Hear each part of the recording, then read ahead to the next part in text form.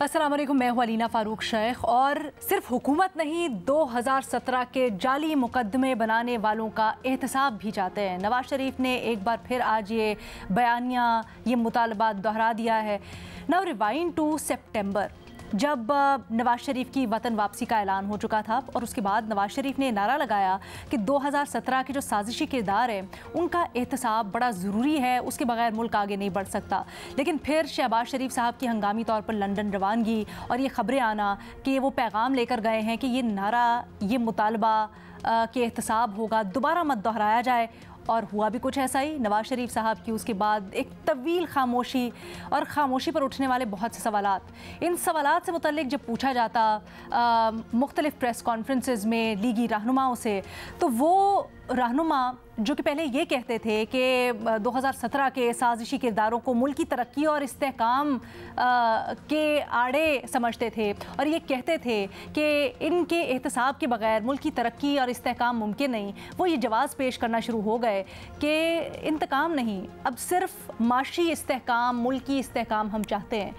Until today, जब नवाज शरीफ साहब ने दोबारा से ये नारा लगाया है, तो सवाल यहाँ पर यह बनता है, जो हम अपने तजियाकारों के सामने भी रख रहे हैं, कि क्या वाकई में 17 के किरदारों के एहतसाब के बारे में नून लीग संजीदा है भी, या फिर सिर्फ ये एक इंतखाबी नारा है जो कि नून लीग अपने वोटर्स, अपने सपोर्टर्स के लिए और उनके वोट हासिल करने के लिए, सपोर्ट हासिल करने के लिए लगा रही है। इसी डिस्कशन के लिए आज हमें ज्वाइन कर रही हैं बेनज़ीर शाह साहिबा, हफीज़ुल्लाह नियाज़ी साहब, इरशाद भट्टी साहब और मज़हर अब्बास साहब भी मेरे साथ स्टूडियोज़ में शामिल हैं। बेनज़ीर, सबसे पहले आपकी राय जानना चाहूँगी, क्या वजह समझती हैं आप आज मियाँ साहब के नारा दोहराने की?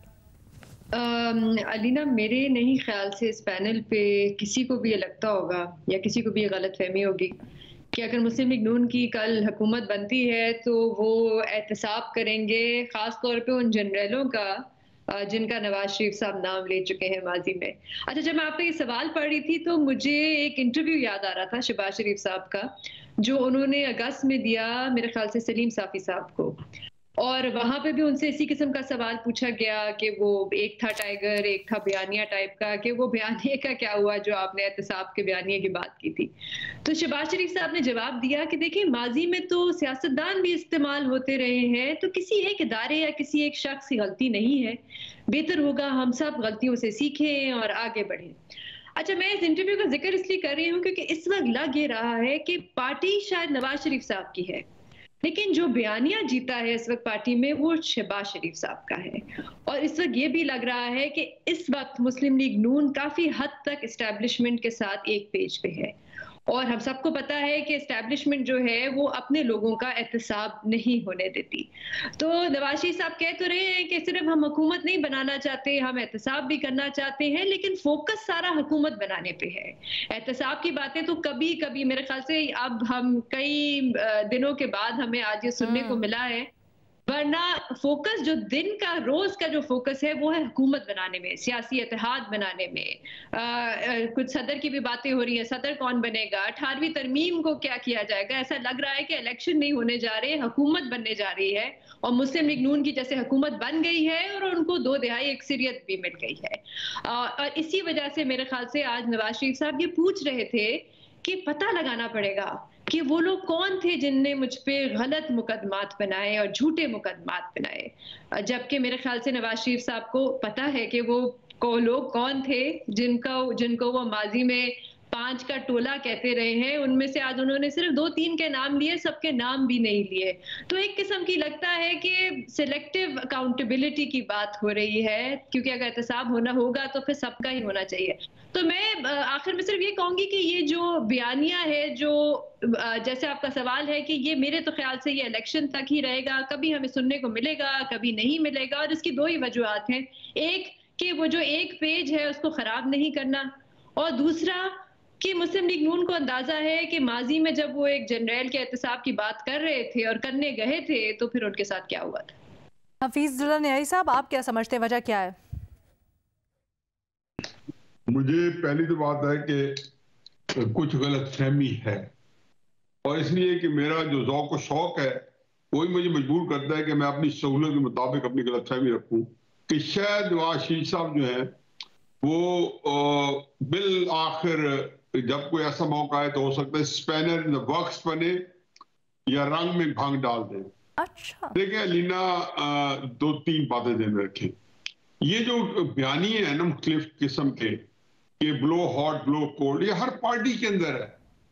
ये इमरान खान साहब जब उनका सूरज निस्नहा पे था और जब वो बिल्कुल ललकार ललकार के हाथ हिला हिला के फिजा में और हर तरह से एस्टेब्लिशमेंट को जदोकोब कर रहे थे, तो उनके बहुत बड़े लीडर शामिल कुरैशियों, परवेज खट्टर को, सारे बंदे जो थे वो बिल्कुल ही उनके बरक्स बयानियां जो है वो आम कर रहे थे। असद उमर वगैरह सारे हम सुनते रहे। अच्छा, फिर उसके बाद देखेंगे नवाज शरीफ साहब, आपने जो ये कहा है, देखिए दो बातों को तो पहले तो अलग करें।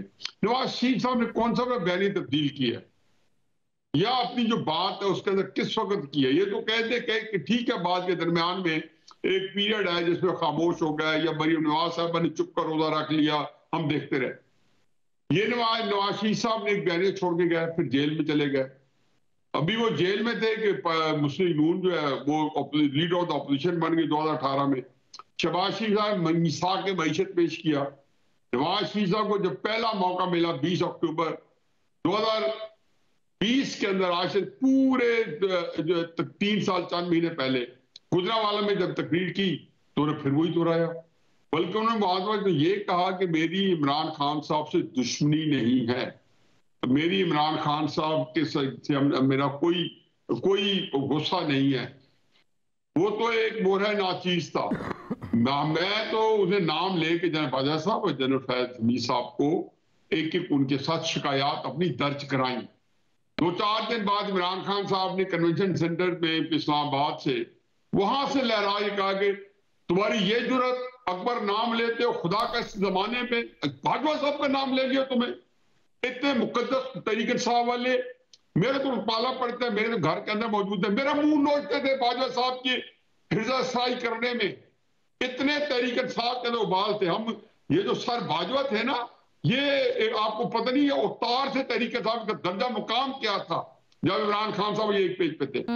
अब नवाज शरीफ साहब जब वापस आते हैं इसी 21 अक्टूबर को गुजरात जलसे के पूरे 3 साल बाद या 20 से लेकर 23 तक 3 साल बाद 21 अक्टूबर को लाहौर में तकरीर करते थे। एक फिक्रा का मेरे पैसे पूरे हो गए थे। देखो हर वक्त क्या सियासी जो हिकमत अमली है, मैं उस चलो फिक्रा पहले सुन ले।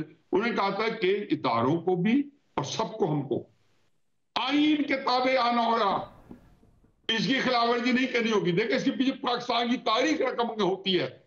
आपको बात देखें, आपने जो इससे पहले वो लंदन में कुछ ऐसा खामोश हो गए थे और हम समझ रहे थे कि हम डिस्कस भी कर रहे थे कि जी आके वो बयानी कह देंगे। बयानी उन्होंने ये दिया कि ठीक है, उसके अंदर ये भी कहा कि अब मैंने सबको माफ किया, सब कुछ माफ किया। लेकिन वो तो अलहदा बहस है, किया नहीं किया। लेकिन यह है कि जब उन्होंने कहा, फिर चंद हफ्ते पहले हमने डिस्कस किया, मरी में उन्होंने फिर नाम लिए, आज तो नहीं लिए और आज फिर दोहराया। मेरा अपना ये ख्याल है कि नवाज शरीफ साहब के जहन के अंदर देखो बीती उनके साथ है, ज्यादती उनके साथ हुई है। अब हम ये कहते हैं मिट्टी पाओ, जिसके ऊपर बीतती है वो भुगत रहा होता है, उसको पता होता है कि किधर जा रही है चीजें। दूसरा बंदा कहता है कि इसको नजरअंदाज कर दो। मैं तो खुद कई चीजों से मरने से गुजरता रहता हूँ, तो ये बड़ा आसान होता है उसको कि जी मिट्टी पाओ। नवाज शरीफ साहब मेरा ख्याल है कि इस बयानियों को नहीं छोड़ेंगे। अच्छा, बेनजीर साहबा का तो हम सबसे यह है कि हमें कोई गलतफहमी नहीं है।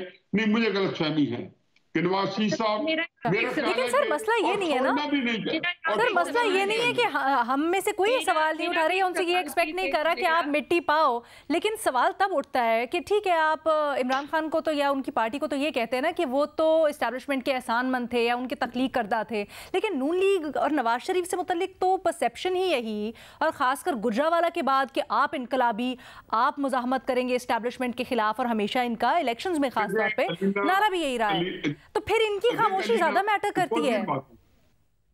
अलीना प्लीज सवाल ले जरूर बेनजीर, एक सेकंड जी। न्याय साहब, मैं अगर सवाल है बेनजीर।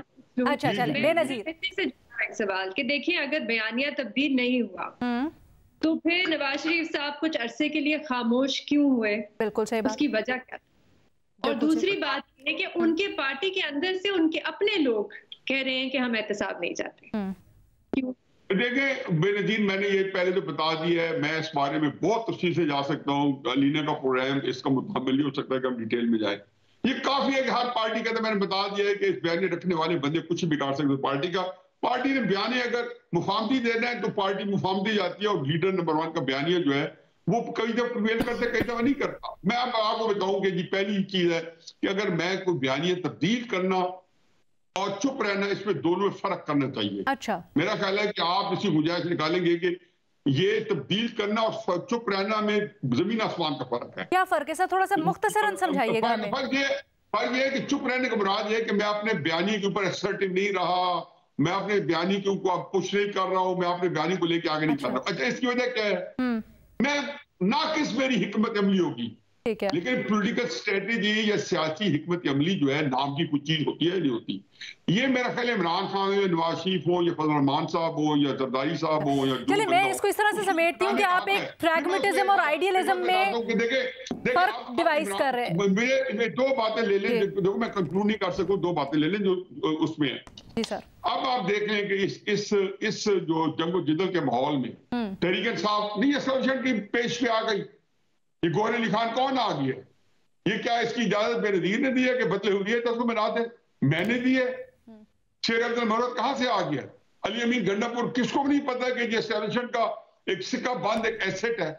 हलीम आदर शेख साहब जो है उनको वो एक उनकी भी आंखों की ठंडक है, एस्टेब्लिशमेंट की आंखों की भी ठंडक है, और इमरान खान साहब की भी तालीफ कल्ब है, उसमें उनकी तस्कीन कल्ब है। अब जब आपने देख लिया है कि एक पार्टी जो एस्टेब्लिशमेंट जंगो जिदल में है, आज की तारीख में ये आखिरी फिक्र है, और ये बात देख लें कि अगर इसके अंदर फर्क हो, आज की तारीख में सारी पाकिस्तानी सियासी जमातें माजी की तरफ बात तेरी सरकार में पहुंचे तो सभी एक हुए।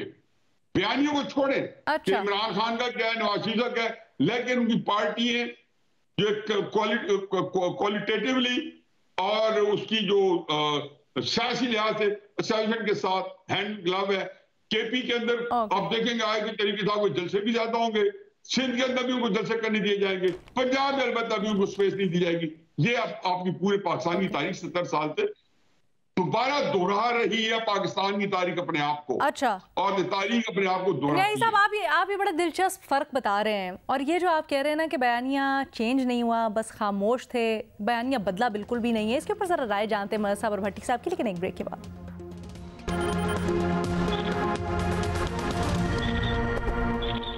सिर्फ हुकूमत नहीं, दूध का दूध पानी का पानी चाहते हैं, 17 के साजिशी किरदारों का एहतसाब चाहते हैं। नवाज शरीफ साहब ने आज ये नारा दोहराया, इसकी भी बड़ी इंटरेस्टिंग इस कॉन्वर्सेशन चल रही है।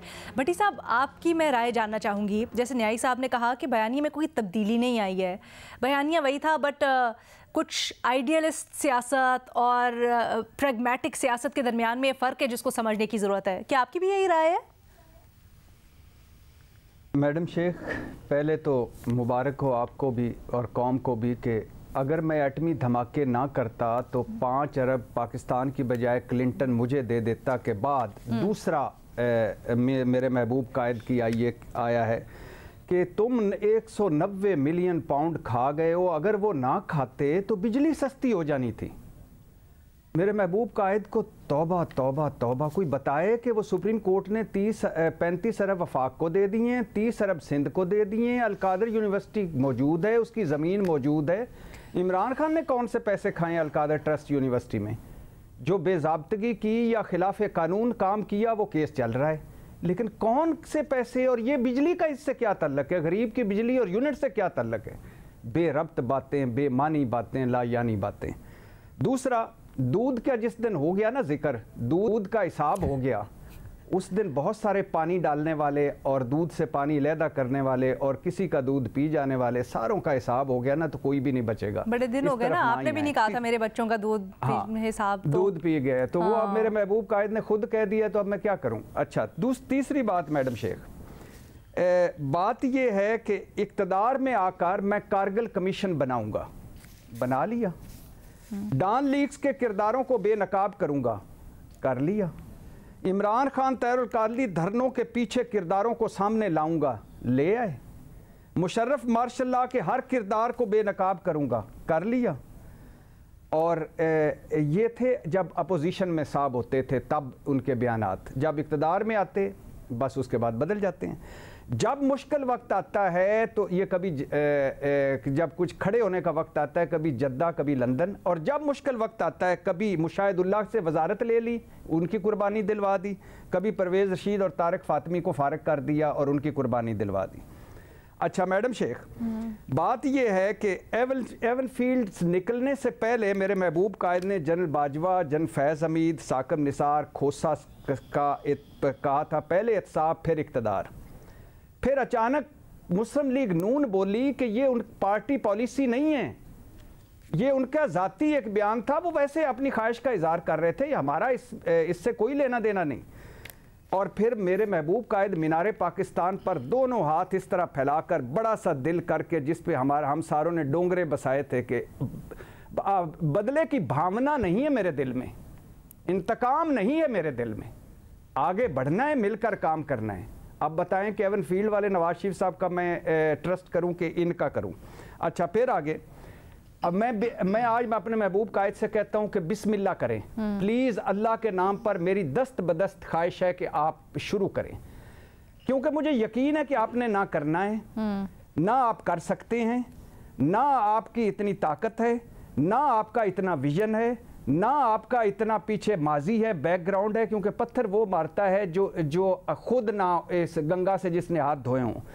आप, मुझे ये भी पता है मेरे महबूब कायद कि आप लड़ाई शुरू करते हैं और उसके बाद दरमियान में छोड़ के ढील लेके निकल जाते हैं। अच्छा। बिस्मिल्लाह करें, जनरल फैज़ हमीद को भी अकाउंटेबल करें, जनरल बाजवा को भी।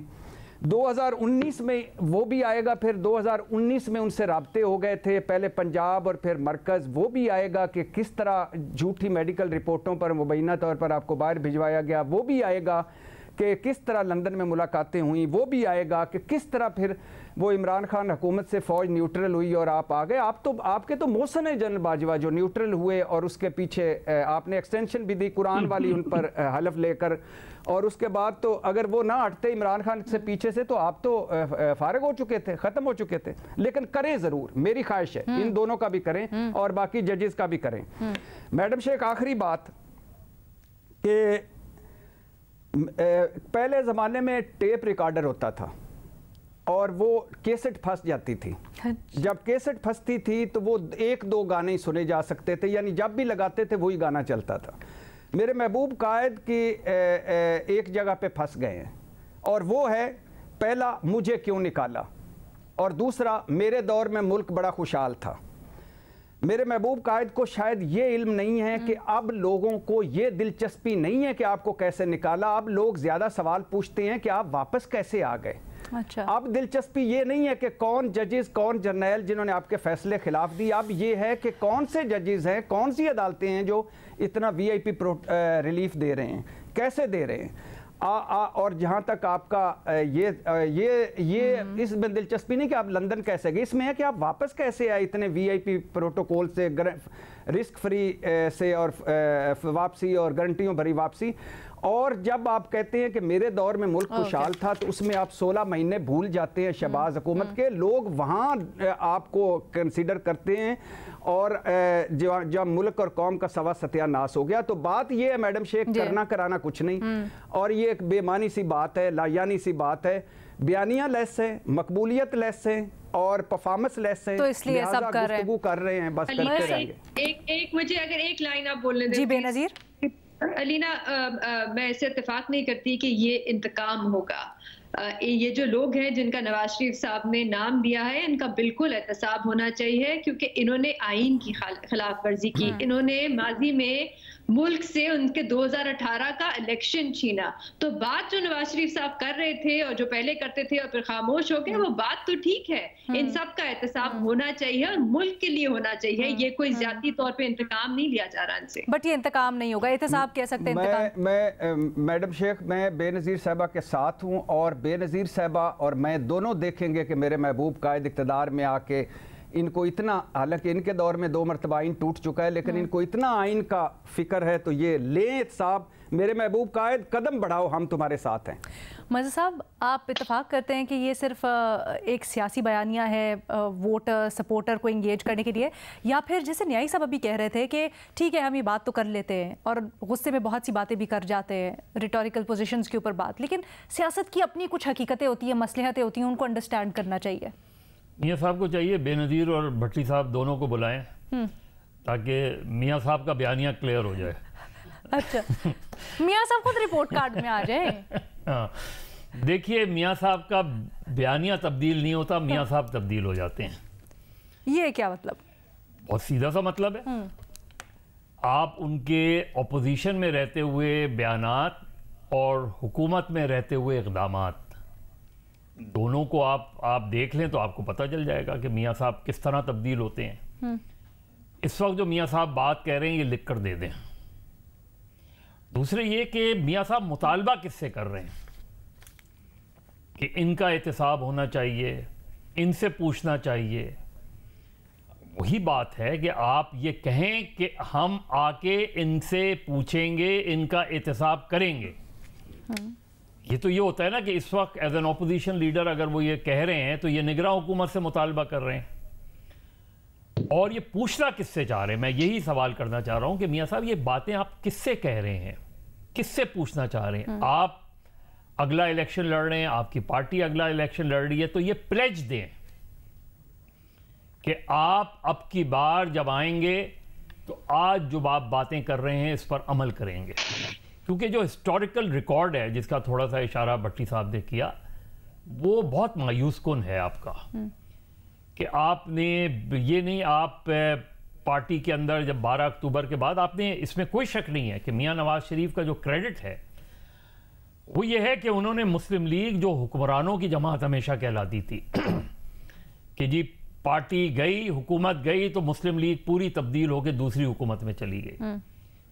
लेकिन मियां नवाज शरीफ ने मुस्लिम लीग नून को एज ए पॉलिटिकल पार्टी खड़ा किया, इवन ऑपोजिशन के लिए तौर पे। लेकिन उनका अपना कंडक्ट जो रहा वो ये कि पार्टी खड़ी हुई तो 2000 में मियां साहब एक दिन पता चला मियां साहब और फैमिली समेत सऊदी अरब चले गए। पार्टी खड़ी हुई तो मियां साहब जो है वो लंदन चले गए। अब लंदन जाके भी आप 6 महीने बाद वापस आ जाएं, 3 महीने बाद वापस आ जाएं, इससे मियां साहब ने अपनी पार्टी को कमजोर किया और एक स्पेस दिया दूसरी जमात को जिसका नाम पाकिस्तान तहरीक इंसाफ है।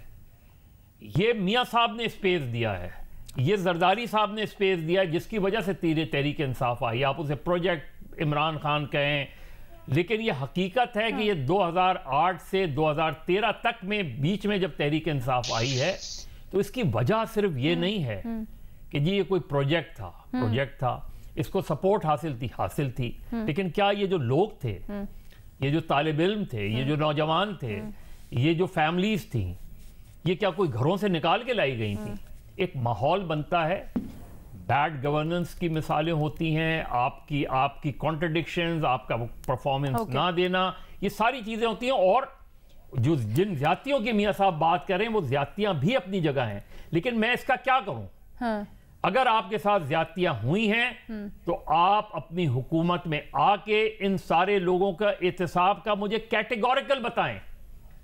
मैनिफेस्टो में लिखें एहतसाब करेंगे कि मैं करूंगा, मैनिफेस्टो में लिख दें, कहें मैं मैनिफेस्टो में लिख दें, कहें, और फिर ये कहें कि अगर मैं नहीं करूंगा, अगर मैं साल भर में नहीं कर पाऊंगा, अच्छा, तो मैं उससे छोड़ दूंगा, जो कि मैं ऐसी बात कह रहा हूं कि जो कि नहीं होती, लेकिन मैं वैसी ही बात कह रहा हूं कि ऐसे ही कह दें, करना चाहिए। लेकिन अच्छा, इससे सवाल ये बनता है, ये जो आपने बात कही है, एक छोटी सी चीज यहाँ पे देखें, हमें ये भी नहीं भूलना चाहिए कि 2013 में मुस्लिम लीग नून ने ही पिटिशन फाइल की थी ना सुप्रीम कोर्ट में परवेज मुशर्रफ के खिलाफ, लेकिन उसका नतीजा क्या निकला? कुछ सियासतदानों की मजबूरियां भी होती हैं, उन्होंने माजी में देख लिया है कुछ ग्राउंड रियलिटीज है, एस्टेब्लिशमेंट अपने लोगों का एहतसाब नहीं होने देती।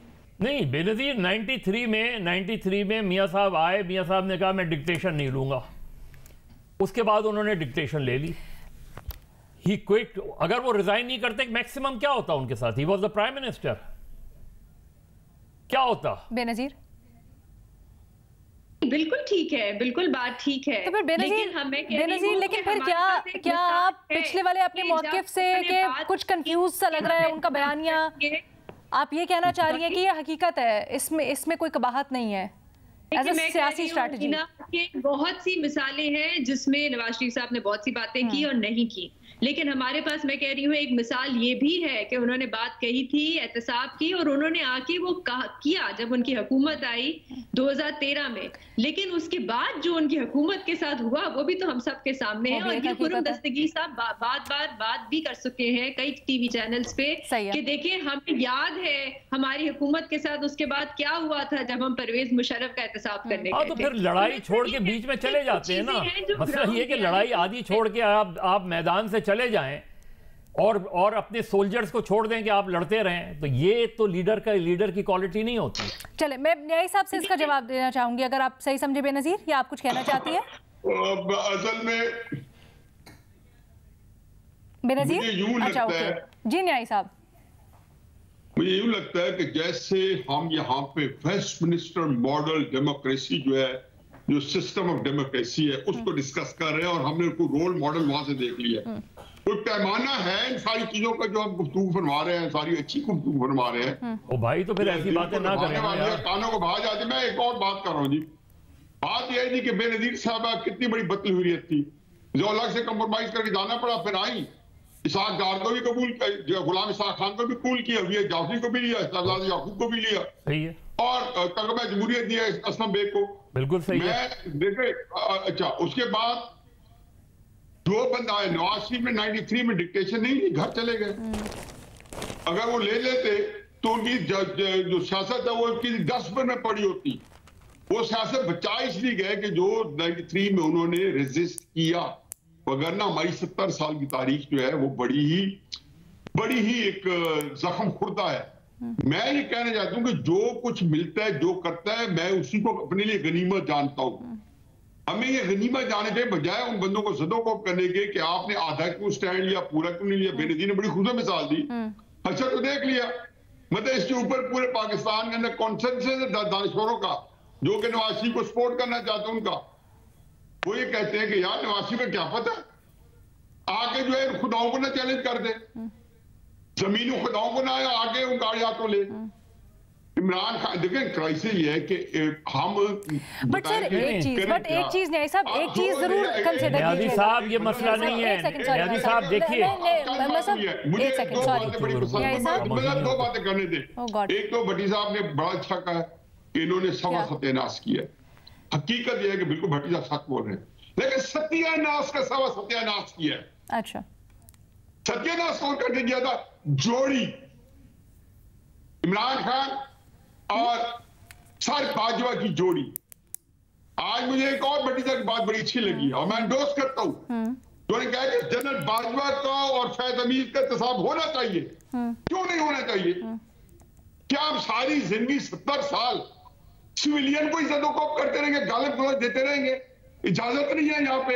अरे भाई तो यही तो बात हो रही है न्याजी साहब, यही तो बात हो रही है न्याजी साहब, यही तो बात हो रही है कि 88 में जब तमगा जमहूरियत दिया तो उन्होंने पूरी मूवमेंट को सब डैमेज कर दिया। बेनज़ीर आप कुछ ऐड करना चाह रही थी? और ऑल्सो पंजाब में इस वक्त हो रहा है, मुस्लिम लीग नून को छोटी जमातों से इत्तेहाद करना पड़ा है मुख्तलिफ। डू यू सी इट कि हाँ बिल्कुल सही है, ऐसी सीट एडजस्टमेंट्स होती हैं, या फिर इसका कुछ और रुख भी है, कोई और वजह भी है जो हमें देखने की ज़रूरत है? जरीना, पहली बात तो ये है कि मेरे लिए सिर्फ इशू ये नहीं है कि नवाज शरीफ साहब कभी एहतसाब की बात करते हैं और कभी खामोश हो जाते हैं। इशू यहाँ पे ये भी है कि पहले पॉलिटिकल इंजीनियरिंग बुरी लगती थी और जिस किस्म के जो गलत मुकदमात बन रहे थे उसके खिलाफ भी बोला जाता था, लेकिन अब उसी किस्म की पॉलिटिकल इंजीनियरिंग जब किसी और सियासी जमात के साथ हो रही है और उनके खिलाफ मुकदमात बनाए जा रहे हैं तो मुस्लिम लीग नून उसका फायदा उठा रही है। तो मेरे लिए ज्यादा बड़ा इशू ये है इस वक्त, सिवाय बजाय इसके कि कभी वो एक बयानिया लेके चलते हैं और कभी वो बयानिया को छोड़ देते हैं। दूसरी बात ये जो एतिहाद की है, देखिए ये बड़ी इंटरेस्टिंग है। ये जो एतिहाद बन रहे हैं वो बड़ी तेजी से बन रहे हैं। जैसे मैंने पहले भी कहा कि लग ऐसे नहीं रहा कि इलेक्शन होने जा रहे हैं, लग ऐसे रहा है कि हुकूमत बनने जा रही है। अक्सर इस किस्म के एतिहाद जो होते हैं, इस किस्म की बातें जो होती हैं कि कौन सी अमेंडमेंट करनी है, किस को सदर बनाना है, ये इलेक्शन के बाद होता है, लेकिन यहाँ पे इलेक्शन से पहले हो रहा है। इसकी मेरे ख्याल से दो वजूहात हो सकती हैं। क्विकली, एक तो ये कि मुस्लिम लीग नून जो है उनको शायद अपनी मकबूलियत पे इतना कॉन्फिडेंस नहीं है।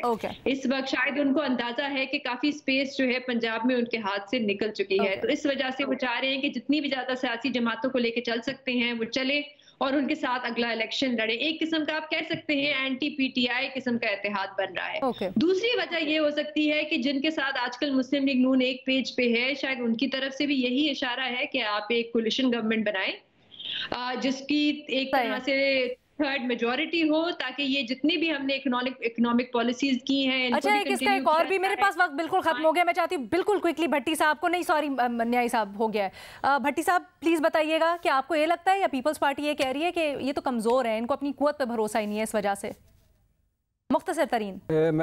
मैडम शेख एक्चुअल मुख्तसर तरीन अगर लफ्ज़ों में कहा जाए तो चूँकि बयानिया लेस हैं, परफॉर्मेंस लेस हैं, मकबूलियत लेस हैं और इमरान खान के वोट बैंक और तरीके इंसाफ की मकबूलियत का कोई तोड़ नहीं, लिहाजा लोटों तक के लिए दरवाजे खोल दिए गए हैं। और अभी और बड़ा आगे हो रहा है कि अगर तरीके इंसाफ के लोग जीतते हैं तो उनमें से फॉरवर्ड ब्लॉक कैसे बनाना है, इस पे भी मुस्लिम लीग नून बड़ा सोच विचार कर रही है। ठीक है, हमारे तज्जियाकारों की आपने राय जानी। मुझे अंदाज़ा है न्यायी साहब आप बात करना चाहते हैं, लेकिन हमारे पास वक्त ख़त्म हो गया है। उस वक्त फिर डिस्कशन हम थोड़ी अगर छोटी कर लिया करें तो हम आराम से इन इशूज़ के ऊपर भी बात कर सकें। बट आज के प्रोग्राम से इतना ही, इजाज़त दें, अल्लाह हाफ़िज़।